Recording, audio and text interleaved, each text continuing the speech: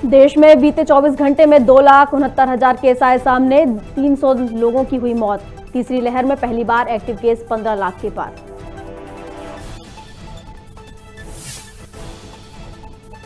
वित्त मंत्री जगदीश देवड़ा ने पत्रकारों से की चर्चा, किसानों को पूरी मदद का दिया आश्वासन, कहा किसान चिंता न करें, सरकार उनके साथ।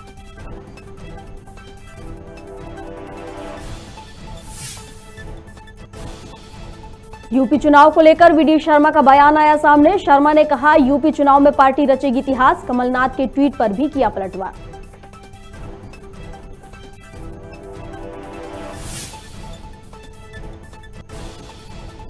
एमपी बोर्ड के 10वीं और 12वीं एग्जाम पर सस्पेंस बरकरार। 31 जनवरी तक कोरोना का पीक नहीं आएगा तो अप्रैल तक टलेंगे एग्जाम। स्कूल शिक्षा विभाग वेट एंड वॉच प्लान की स्थिति में। और रायपुर में पति ने पत्नी को जिंदा जलाया, शराब के लिए रुपए नहीं देने पर पीटा और फिर केरोसिन डालकर लगा दिया। पुलिस ने आरोपी को किया गिरफ्तार। नमस्कार, खबर भारत देख रहे हैं आप। मैं हूं आपके साथ प्रियंका। चलिए बढ़ते हैं खबरों की ओर। प्रदेश में जहां एक तरफ कोरोना की रफ्तार तेजी से बढ़ रही है, तो वहीं बेमौसम बारिश से किसानों की कमर टूट गई है। लिहाजा सरकार लोगों की चिंता नहीं करने की बात कर रही है। वहीं राजधानी भोपाल में पत्रकारों से बात करते हुए वित्त मंत्री जगदीश देवड़ा ने कहा कि किसान चिंता न करें, सरकार पूरी तरह से उनके साथ खड़ी है। माननीय मुख्यमंत्री जी ने अभी फिलहाल जहां जहां ओलावृष्टि हुई है, मुख्यमंत्री जी खुद अशोकनगर गए हैं। मौके पर जाकर के उन्होंने सारी स्थिति देखी है। ओलावृष्टि में किसी भी प्रकार का जो भी नुकसान हुआ है, माननीय मुख्यमंत्री जी ने स्वयं कहा है कि कोई दिक्कत नहीं आएगी, हम पूरी मदद करेंगे। यूपी चुनाव के लिए भाजपा ने प्रत्याशियों की सूची जारी करते हुए पहले चरण के लिए 57 और दूसरे चरण के लिए 48 प्रत्याशियों के नाम जारी कर दिए हैं। मुख्यमंत्री योगी आदित्यनाथ गोरखपुर से चुनाव लड़ेंगे, तो केशव प्रसाद मौर्य को सिराथू से पार्टी ने प्रत्याशी बनाया है।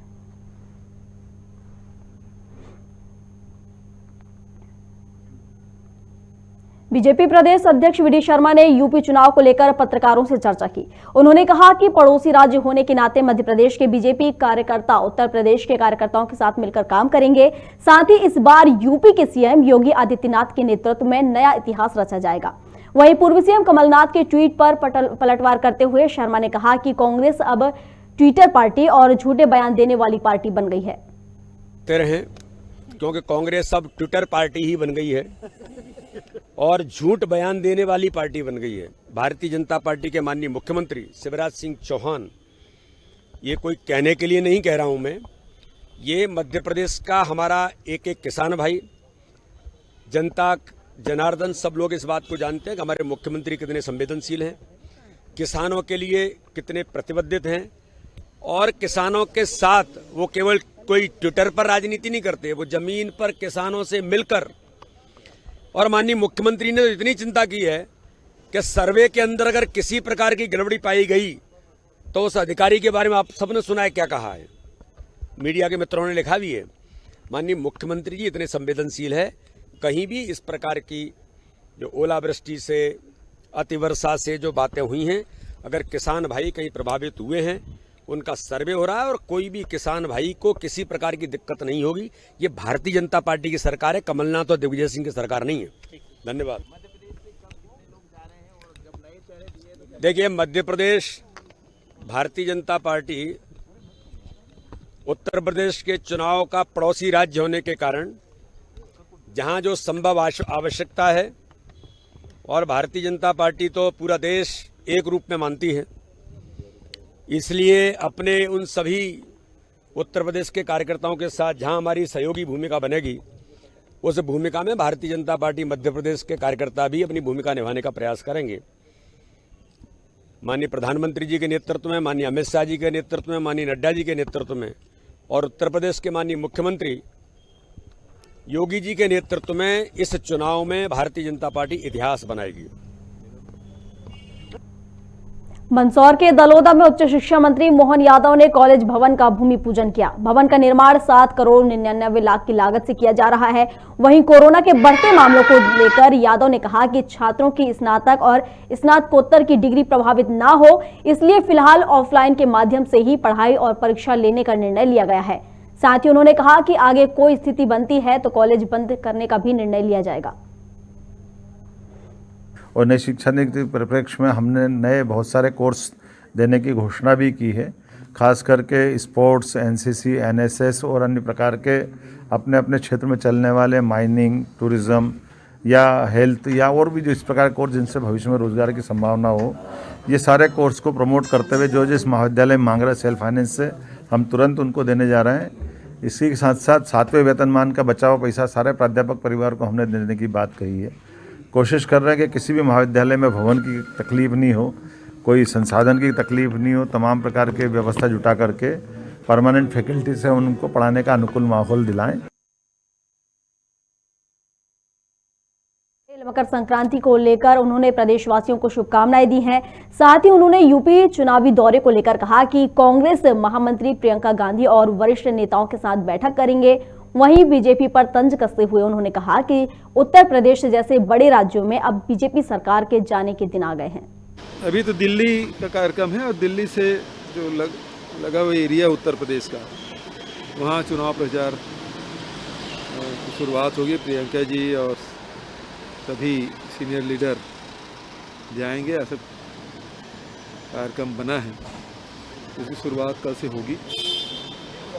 पूरे देश में भारतीय जनता पार्टी के खिलाफ जो माहौल बना है उसका ये उदाहरण है कि भारतीय जनता पार्टी की चाहे केंद्र की सरकार हो चाहे राज्यों की सरकार हो, वो आम जनता की समस्याओं से उनको कोई लेना देना नहीं। और यही कारण है कि उत्तर प्रदेश जैसे बड़े राज्य में भारतीय जनता पार्टी की जो टूटन है, इस बात का संकेत है कि अब भारतीय जनता पार्टी के जाने के दिन आ गए हैं। तो आप सबको मकर संक्रांति की बहुत सारी बधाई, ढेर सारी शुभकामनाएं।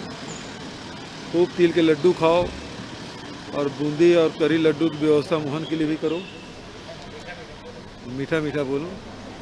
अभी तो दिल्ली रायपुर के शिक्षा विभाग में 2 दिन पहले एक डायरी सामने आई थी जिसमें पैसे के लेन देन की बात लिखी गई थी। पुलिस की जांच में सामने आया है कि ये डायरी फर्जी और मनगढ़ंत थी। इस पूरे मामले का खुलासा रायपुर पुलिस के एसएसपी प्रशांत अग्रवाल ने किया है।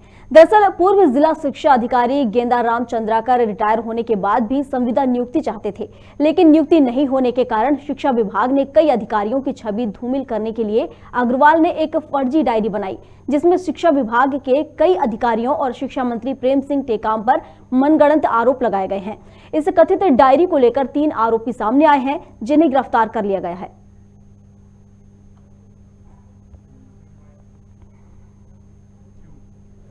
चलिए अगली खबर की ओर बढ़ते हैं। मंदसौर के शासकीय कन्या उच्चतर माध्यमिक विद्यालय में शिक्षकों का 3 दिवसीय हाईटेक प्रशिक्षण कार्यक्रम आयोजित किया गया है, जिसमें शिक्षकों को कंप्यूटर और डिजिटल लिटरेसी और ट्रेनिंग दी गई है।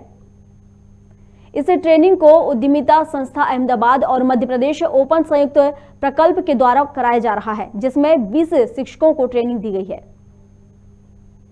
बहुत सारी चीज़ें हम इसमें सीखी है। एक्सेल सीखा है, पावर पॉइंट सीखा है, और इस टाइप से जो चीज़ें हमको पहले दिक्कत आ रही थी। शिक्षा के क्षेत्र में सेवा देते देते कितना समय हो गया? मेरे को 20 साल हो गए। क्या लगता है आपको आने वाला टाइम डिजिटल है और इस तरीका का एक अपडेट अपने कर्मचारियों में सरकार करवाना चाह रही है, अच्छा है बुरा है? बहुत बढ़िया प्रयास है, क्योंकि अपडेट अब सबको होना पड़ेगा। हाँ, क्योंकि जो नया युग आ रहा है वो बिल्कुल अपडेट अगर आप नहीं हो तो आप बाहर हो जाएंगे। हमने पावर पॉइंट स्लाइड बनाना ये सब सीखा, और हम इससे अपने बच्चों को किस प्रकार सुविधाएं प्रदान कर सकते हैं, कैसे स्मार्ट क्लास उनको स्मार्ट क्लास के अंदर उनको सिखा सकते हैं, ये सब हमने सीखा। कुल कितने दिन की ट्रेनिंग थी? सर हमको 3 दिन की ट्रेनिंग दी गई है। क्या लगता है आपको ट्रेनिंग के पहले और ट्रेनिंग के बाद किस तरीके से आपको क्या अच्छा लगा, मतलब क्या कुछ अपडेट हुआ? नहीं, हमें बहुत कुछ सीखने को मिला। आजकल जो नई टेक्नोलॉजी है इसके बारे में जानकारी प्राप्त हुई, क्योंकि पहले हम जैसे बच्चों को क्लास में पढ़ाते थे तो एक पुराना डर रहा था, इसमें हमें नई कुछ जानकारी प्राप्त हुई है। एक बहुत अच्छी सुविधा युक्त बस है जिसमें 20 लोगों को ट्रेनिंग हम दे सकते हैं।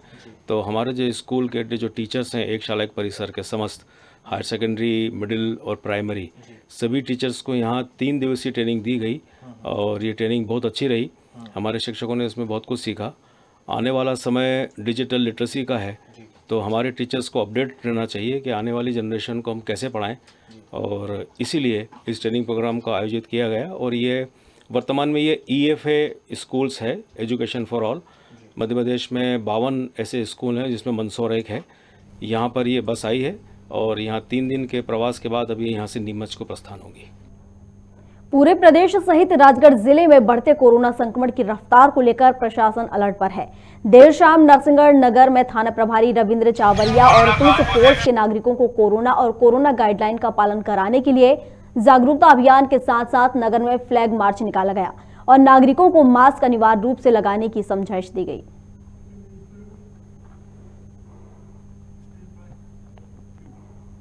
चलिए अगली खबर की ओर बढ़ते हैं। कोरिया के मनेंद्रगढ़ विधायक डॉक्टर विनय जायसवाल का एक वीडियो वायरल हो रहा है जिसमें विधायक बिना मास्क के कार्यकर्ताओं के साथ घूम रहे हैं। वहीं इस मामले पर जब पत्रकारों ने जायसवाल से सवाल किया तो उन्होंने कहा कि मैं अस्थमा का पेशेंट हूं, मास्क लगाने से सांस लेने में दिक्कत होती है। लेके लगातार प्रशासन कोई न कोई गाइडलाइन जारी कर रही है, लोगों को मास्क के लिए कर रही है, और आप जनप्रतिनिधि हो करके पूरे शहर का भ्रमण बिना मास्क के कर दिया। आप किस तरह का मैसेज दे रहे हैं? मास्क लगाना जरूरी नहीं है, आपका मैसेज क्या है? देखिए, मास्क तो मैं अभी भी लगाया हूँ, क्या? लेकिन आज सुबह से थोड़ी सी मुझे, चूँकि अस्थमा के पेशेंट हूँ और बार बार जो मास्क है तो मेरे को ऑक्सीजन मुझे भी चाहिए रहता है, तो थोड़ा सा मेरे को उतारना पड़ता है। बाकी आप ऐसा नहीं है, कहीं भी आप देखेंगे तो मास्क का उपयोग करना चाहिए, और ख़ास करके जब आप भीड़ में जाते हैं और कोई ऐसे कार्यक्रम में जाते हैं तो मास्क का उपयोग जरूर करना चाहिए। सोशल डिस्टेंसिंग का भी उपयोग करना चाहिए, और जो भी कोरोना के गाइडलाइन है उसका पालन करना चाहिए। छत्तीसगढ़ की राजधानी में भाजपा अल्पसंख्यक मोर्चा ने पत्रकार प्रेस वार्ता का आयोजन किया, जहां मोर्चा के राष्ट्रीय अध्यक्ष जमाल सिद्दीकी पहुंचे। अध्यक्ष सिद्दीकी ने बताया कि भाजपा चाहती है कि समाज के सभी वर्गों में पार्टी की विचारधारा पहुंचे। इसी उद्देश्य से लगातार दौरा जारी है। छत्तीसगढ़ में भी अल्पसंख्यक मोर्चा का काम अच्छा चल रहा है। वहीं अध्यक्ष ने कांग्रेस पर निशाना साधते हुए कहा कि जब से कांग्रेस की सरकार आई है तब से लोगों में बहुत रोष है, अब जनता खुद को ठगा हुआ महसूस करती है। हमारे राष्ट्रीय अध्यक्ष श्री जमाल सिद्दीकी जी का 2 दिवसीय प्रवास छत्तीसगढ़ में है अभी, और वो लगातार संगठनात्मक बैठकें ले रहे हैं, जिसमें उन्होंने प्रदेश पदाधिकारियों की बैठक कल ले ली है और आज जिले की और फिर उसके बाद सोशल मीडिया की सारी बैठकें हैं। संगठनात्मक चर्चा है और संगठनात्मक कैसे मजबूती मिले, भारतीय जनता पार्टी अल्पसंख्यक मोर्चा कैसे मजबूत हो, और आने वाले हमारे 2024 के चुनाव में, 2023 के चुनाव में हमारी भारतीय जनता पार्टी या अल्पसंख्यक मोर्चा अच्छी अहम भूमिका निभाएगी, इस विषय पर वो मजबूती प्रदान करने के लिए यहाँ। भारतीय जनता पार्टी अल्पसंख्यक मोर्चा का राष्ट्रीय अध्यक्ष बनने के बाद मैं देश भर के प्रवास में हूँ। उसी क्रम में मैं छत्तीसगढ़ भी आया हूँ। कल हमने प्रदेश पदाधिकारियों से बैठक ली है। मुझे खुशी इस बात की कि जो हमारे प्रदेश के अध्यक्ष हैं आरिफ खान साहब, इनके नेतृत्व में बहुत मजबूती के साथ मोर्चा काम कर रहा है। हमने जो टीम है, संगठन की टीम है, उसको प्रदेश लेवल पर भी गठित किया है, जिले स्तर पर भी प्रदेश अल्पसंख्यक मोर्चा काम कर रहा है, और जिले के साथ मंडल और बूथों पर भी अल्पसंख्यक मोर्चे की टीम बहुत मजबूती से काम कर रही है। जो सरकार की योजनाएं हैं, जो केंद्र सरकार ने योजनाएं दी हैं, उसको नीचे पहुंचाने का काम कर रही है। और जिस प्रकार से बघेल सरकार ने झूठ बोला है, झूठ बोल के सत्ता में आए, वो नौजवानों से झूठ बोले कि हमको 2,500 रुपये महीना भत्ता देंगे, आज तक एक नौजवान को भी 1 रुपया नहीं मिला। आज देखेंगे, हिसाब लगाएंगे तो प्रत्येक नौजवान का 90,000 रुपया कर्ज बघेल सरकार पर है। महिलाओं के साथ झूठ बोला, हम शराबबंदी करेंगे, लेकिन कहीं शराबबंदी लागू नहीं किया। गंगा जल हाथ में लेकर हमारी बहनों के साथ वादा किया था बघेल सरकार ने कि हमको मौका दो, हम शराबबंदी करेंगे, नहीं किया। स्वास्थ्य की सेवाएं में देखेंगे तो लचर है।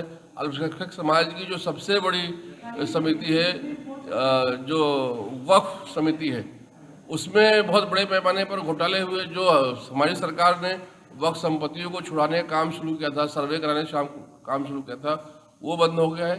कुल मिलाकर सभी मोर्चों पर बघेल सरकार की जो नीतियां फेल हुई हैं, जो झूठ का पर्दाफाश हुआ है, इस झूठ को जनता के बीच में हम अपने कार्यकर्ताओं के माध्यम से लेकर जा रहे हैं। मुझे लगता है कि इसमें हम अल्पसंख्यक मोर्चा के कार्यकर्ता बघेल सरकार को जरूर बेनकाब करेंगे।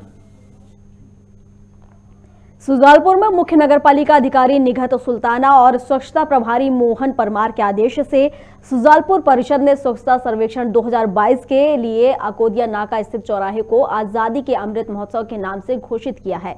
वहीं अधिकारियों ने नागरिकों से सुजालपुर को स्वच्छता में आदर्श नगर बनाने की भी अपील की है।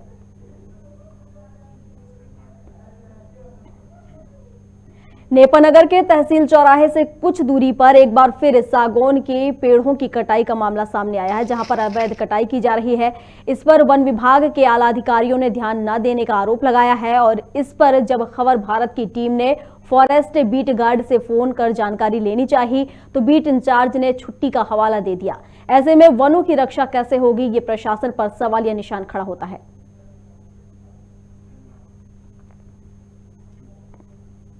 बैरसिया में मकर संक्रांति के उपलक्ष्य में तिलक लगाओ अभियान का आयोजन हुआ। यह अभियान विश्व हिंदू परिषद बजरंग दल और रामादलम हिंदू संगठन ने चलाया। आयोजन की शुरुआत मंदिर श्री खाकीवाला में पूजा अर्चना कर हुई, जिसके बाद नगर की वाल्मीकि बस्ती से सभी मुख्य मार्गों पर जाकर लोगों को तिलक लगाया गया और सभी से प्रतिदिन तिलक लगाने का निवेदन भी किया गया। विश्व हिंदू परिषद रामादलम सभी संघ के लोगों से आज बड़ी उम्मीद हुई कि मतलब सबने इकट्ठे होकर के और इस कार्यक्रम को सफल बनाया मकर संक्रांति के उपलक्ष्य पे, और ये अपन तिलक बंधन करके सभी लोगों को उत्साह किया और जागृत किया कि डेली इस प्रकार के अपने को तिलक लगाना चाहिए। आज हमारा जो तिलक अभियान का कार्यक्रम था उसका उद्देश्य ये था कि जो हमारी परंपराएं हैं तिलक लगाने की, आज किन्हीं कारणों से लोग भूल गए हैं और हमारा प्रथम प्रयास था कि हम लोगों को आज जन जागृति दें कि हमें तिलक लगाना चाहिए। तिलक हमारी पहचान है, हमारा अभियान है और हमारा अभिमान हमारा तिलक होना चाहिए। हमारे पूर्वजों ने जब अपना शीश कटाया एक सिर्फ तिलक के लिए और चोटी रखने के लिए अपना शीश कटाया, तब आज हम तिलक लगाने के अधिकारी हैं। हमारे पूर्वजों ने जो बलिदान दिया उनको सच्ची श्रद्धांजलि के लिए हमें तिलक लगाना चाहिए। चलिए अगली खबर की ओर रुख कर लेते हैं। पुष्पराजगढ़ में एक अज्ञात युवक का शव मिलने से क्षेत्र में सनसनी फैल गई है। वहीं शव की जानकारी मिलने के बाद पुलिस वहां पर पहुंची और जांच पड़ताल कर रही है। हम आपको पुष्पराजगढ़ की खबर बता रहे हैं, जहां पर पुष्पराजगढ़ में एक अज्ञात युवक का शव मिलने से क्षेत्र में सनसनी फैल गई। तो वहीं शव की जानकारी मिलते ही पुलिस घटनास्थल पर पहुंची और शव की शिनाख्त करने में जुट गई है। पुलिस के मुताबिक युवक की मौत का कारण अभी तक पता नहीं चल पाया है।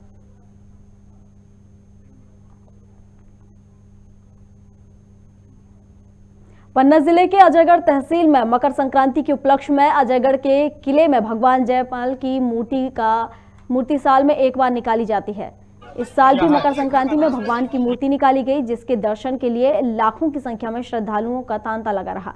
साथ ही किले के नीचे प्राचीन जमाने से चला आ रहा ऐतिहासिक मेला भी लगाया जा रहा है, जिसमें आसपास के ग्रामीणों सहित दूर दराज से लोग भी आते हैं। लोगों का मानना है कि अजयपाल की यह मूर्ति तांत्रिक बाबा की मूर्ति है। हमने रंग महल देखा, मूर्ति देखी और उनकी जो डिजाइन वगैरह हैं वो बहुत अच्छी लगी हमको और हम सब यहाँ पे बहुत एंजॉय कर रहे हैं। आता है अजयपाल पर स्थित है अजयपाल महाराज जी का किला, तो वहाँ पे बहुत सारे श्रद्धांजलु आते हैं, गांव शहर और कई जगह से बहुत दूर दूर से लोग आते हैं। तो ये वो रंग महल माना जाता है कि बहुत अच्छा प्रतीत होता है। वो राजा महाराज के पहले ज़मानों की वो रहने की जगह थी, तो वहाँ पे लोग वहाँ पे राजा रहा करते थे, तो वो बहुत अच्छी हेरिटेज साइट है। अभी कोई चाबी और ताले की? हाँ, वो एक ताले चाले की ताला और चाबी की बहुत अच्छी कहानी है यहाँ पे, कि बताया जाता है कि बहुत सारा धन रखा हुआ है यहाँ पे। अगर एक वहाँ पे कोई लिखा हुआ है, लिपि है, तो स्क्रिप्ट दी गई है, तो वहाँ पे अगर कोई पढ़ देता है तो वो खुल जाएगा, लेकिन आज तक कोई ऐसा पढ़ नहीं पाया। आज संक्रांत की वजह से अजयपाल का मेला लगता है और इसी को जो है अजयपाल जो है तांत्रिक थे। आदमी गोरू बछेरू बाल बच्चे कीड़ा मकोड़ा में सभी में इनकी हाथ चलती है। 25 साल 30 साल शादी के बाद भी इनने कई बच्चे दिए, लाखों बच्चे हैं इनके। अजयगढ़ किला बोला जाता है। यहाँ पे भगवान जी की 2 दिन के लिए मूर्ति आती है और ये इतना प्रसिद्ध मेला है, यहाँ पे जो मनोकामनाएं मांगो पूरी होती हैं। साल में 2 बार ही दर्शन होते हैं? जी हाँ, 2 बार मूर्तियाँ यहाँ आती हैं, बाकी वहाँ रख दी जाती हैं। कौन कौन दिन होते हैं उनके? ये आज है संक्रांति को और कल है संक्रांति को, 2 दिन की संक्रांति बनाई जाती है और बहुत दूर दूर से लोग आता है यहाँ पे। मंदसौर जिले की गरुड़ जनपद के खारखेड़ा पंचायत सचिव नंदलाल व्यास का 10 वर्ष बाद शासन की नीति अनुसार ट्रांसफर हुआ। इस पर ग्रामवासियों ने सचिव को जुलूस में घोड़ी पर बिठाकर उनको विदाई दी। वहीं विदाई के समय पूरे गांव के लोग भावुक हो गए थे और उनकी आंखों से आंसू छलक रहे थे।